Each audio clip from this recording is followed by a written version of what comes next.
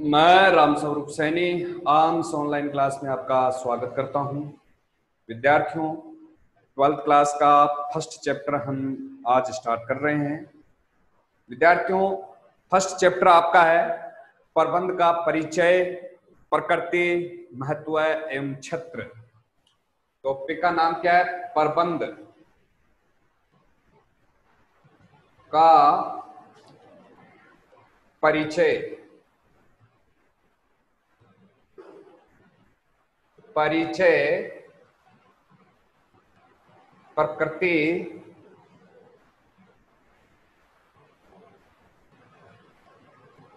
क्षेत्र एवं महत्व।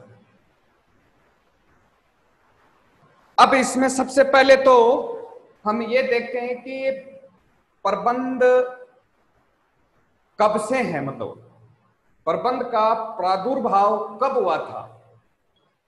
विद्यार्थियों, ये जो प्रबंध है इसका प्रादुर्भाव मानव सभ्यता के प्रादुर्भाव से लेकर मानव सभ्यता के विकास से जुड़ा हुआ है। कहने का तात्पर्य यह है कि जो प्रबंध है, आपका जो प्रबंध है, इसका संबंध किससे है? मानव सभ्यता से। मानव सभ्यता से मतलब प्रबंध का प्रादुर्भाव मानव सभ्यता के विकास से जुड़ा हुआ है। जब मानव सभ्यता थी तब से ही ये प्रबंध है। विद्यार्थियों,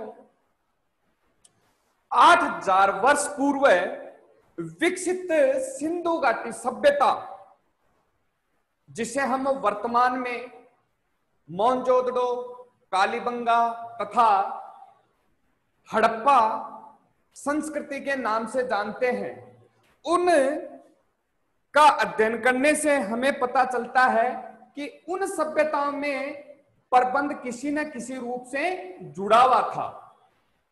दूसरी अगर सभ्यताओं का अपन जिक्र करें तो आपकी जो मिस्र एवं मेसोपोटामिया सभ्यता का अध्ययन तथा अनेक ग्रंथों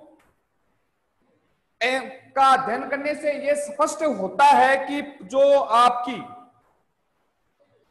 प्रबंध विषय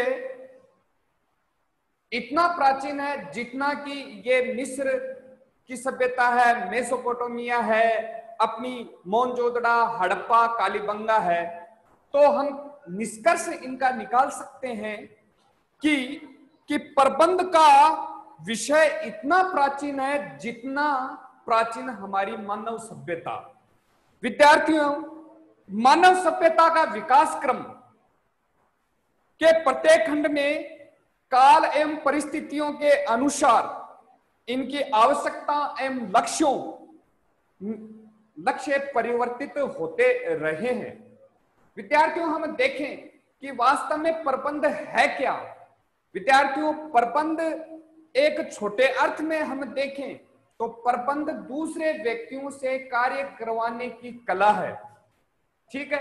दूसरे शब्दों में हम ये भी कह सकते हैं कि प्रबंध न्यूनतम प्रयासों व लागत से अधिकतम उत्पादन एवं लाभ प्राप्त करना ही प्रबंध है। इन दोनों ही परिभाषाओं से हम कह सकते हैं कि प्रबंध में ऐसी खूबी होनी चाहिए कि वह कम लागत से अधिकतम उत्पादन या लाभ प्राप्त करे।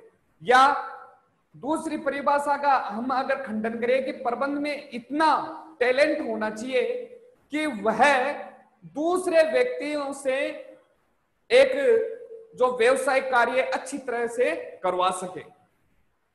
विद्यार्थियों, प्रबंध के कई कार्य होते हैं, लेकिन जो आधारभूत कार्य हैं वो प्रबंध के होते हैं नियोजन, संगठन, नियुक्तिकरण, निर्देशन एवं नियंत्रण। ये प्रबंध के आधारभूत कार्य हैं। प्रबंध के इन कार्यों के बिना प्रबंध का कार्य क्या हो जाएगा? एकदम से पंगु हो जाएगा। विद्यार्थियों, आगे हम जिक्र करें इनका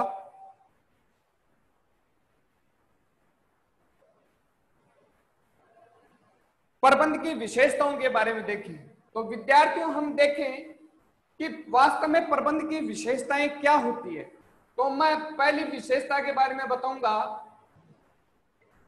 कि प्रबंध एक मानवीय क्रिया है। प्रबंध क्या है? एक मानवीय क्रिया है।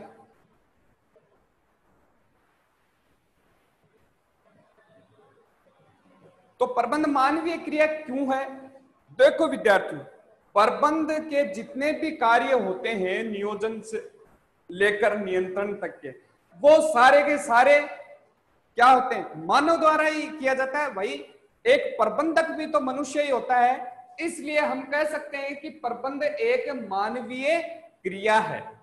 दूसरा, अभी हमने एक परिभाषा का जिक्र किया था कि प्रबंध दूसरे व्यक्तियों से कार्य करवाने की कला। तो हम इसको विशेषता में शामिल कर सकते हैं कि प्रबंध दूसरों से कार्य करवाने की कला है।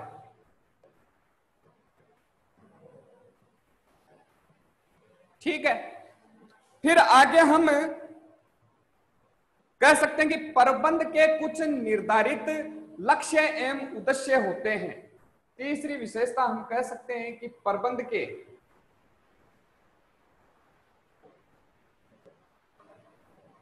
निर्धारित लक्ष्य एवं उद्देश्य होते हैं।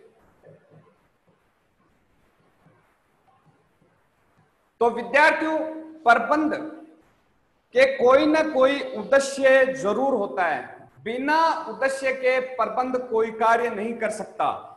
हम अगर पढ़ाई कर रहे हैं तो पढ़ाई का कोई ना कोई उद्देश्य होता है। अगर हम व्यवसाय कर रहे हैं तो व्यवसाय का भी कोई ना कोई उद्देश्य होता है। तो इसी तरह से प्रबंध का भी एक निर्धारित उद्देश्य होता है। उसके बाद में 4 नंबर का आपका आता है कि प्रबंध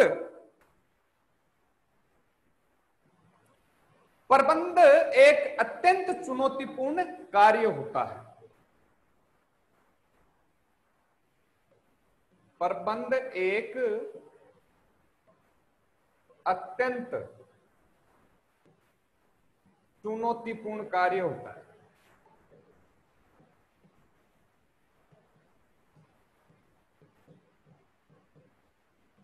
विद्यार्थियों, प्रबंध के क्षेत्र में कई ऐसे कार्य होते हैं जो चुनौतीपूर्ण होते हैं, जिसमें एक प्रबंधक को अथक प्रयास करने पड़ते हैं। अगर उन चुनौतियों को स्वीकार करके अगर वह सफल हो जाता है तो प्रबंधक का कद भी क्या हो जाता है? बहुत ज्यादा बढ़ जाता है। तो हम कह सकते हैं कि प्रबंधक का जो कार्य है वो अत्यंत चुनौतीपूर्ण कार्य होता है। फिर हम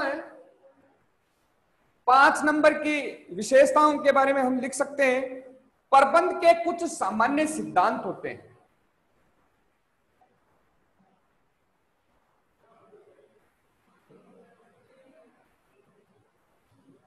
के कुछ सामान्य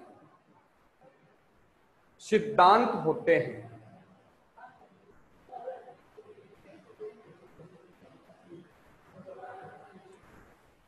विद्यार्थियों, प्रबंध के कुछ सिद्धांत भी होते हैं और प्रबंधक उन सिद्धांतों के आधार पर ही कार्य करता है।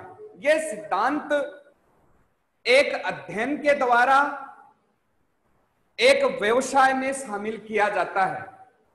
जो जैसा व्यवसाय होता है उस व्यवसाय में उसी प्रकार के सिद्धांत लिए जाते हैं। विद्यार्थियों, कोई ना कोई मतलब एक व्यवसाय होता है,